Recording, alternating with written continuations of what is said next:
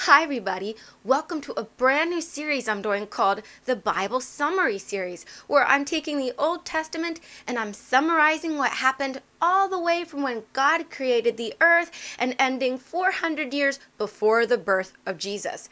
That way people can come back and listen to the series when they kind of forget who was that king and what did they do, or who was that prophet and when was he born?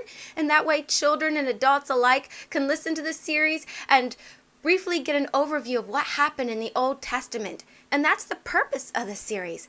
And of course, we're going to start with the very first book of the Bible, which is Genesis chapter 1. In the beginning, God created the heaven and the earth, and there was water covering the earth. On day 1, he also created light. Then he separated the light from the darkness and called it day, and the darkness he called night. On day 2, God took the water and divided it. He placed water in the firmament above and called it heaven, or as we call it, the sky. On day 3, God created the dry land, which he called earth. He also gathered together the waters left on the earth and called them seas. Then he created all the plants, herbs, grass, trees, and seeds. On day 4, he created the sun and the moon and the stars. On day 5, he filled the water with aquatic animals like fish and whales. He also created all the birds and animals that fly in the sky. And on day 6, he created land animals and humans. Then on day 7, he rested. In Genesis 2, we read how God formed man out of the dust, breathed life into him, and named him Adam. God took Adam and put him in the Garden of Eden and told him to take care of it. He also told him he could eat fruit off of any of the trees, except for one. He was not to eat the fruit from the tree of the knowledge of good and evil, or he would die. In verse 18, God said, "It's not good that man should be alone. I will make an helpmeet for him." So God formed all the animals out of the ground and brought them to Adam to see what he would name them.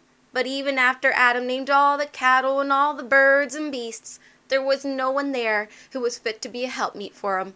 Then God caused Adam to fall asleep. He took one of his ribs and he formed a woman out of that rib. And when Adam woke up and saw her, he said, "This is now bone of my bones and flesh of my flesh. She shall be called woman, because she was taken out of man." And both Adam and his wife were naked, but they weren't ashamed. So Adam and his wife lived in the Garden of Eden. But there was also a serpent in that garden, and that serpent was more sly and cunning than any of the beasts which God had created. He went to the woman, and he tempted her to eat of the tree of the knowledge of good and evil. He wanted her to take a bite of the fruit. He told her, "You won't die. Your eyes will be opened, and you will be as God, knowing good and evil." And Adam's wife, she listened. She ate of the fruit, then she gave it to her husband, and he ate it too.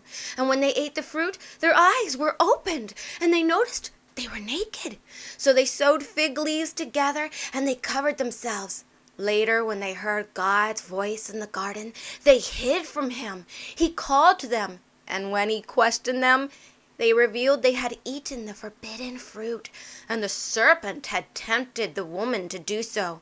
As a result, God cursed the serpent to crawl on his belly for the rest of the days of his life, among other curses. Then he told the woman, "I will greatly multiply thy sorrow and conception. In sorrow thou shalt bring forth children, and thy desire shall be to thy husband, and he shall rule over thee." And to Adam he said, "Cursed is the ground for your sake. It will bring forth thorns and thistles. You will live by the sweat of your brow, and one day you will return to the dust." In verse 20 we read, "And Adam called his wife's name Eve, because she was the mother of all living." Right after this, God clothes Adam and Eve in coats of skin and kicks them out of the garden, so they will never eat from the tree of life and live forever. Then he places cherubims at the east of the garden and a flaming sword, so they, Adam and Eve, can never go back.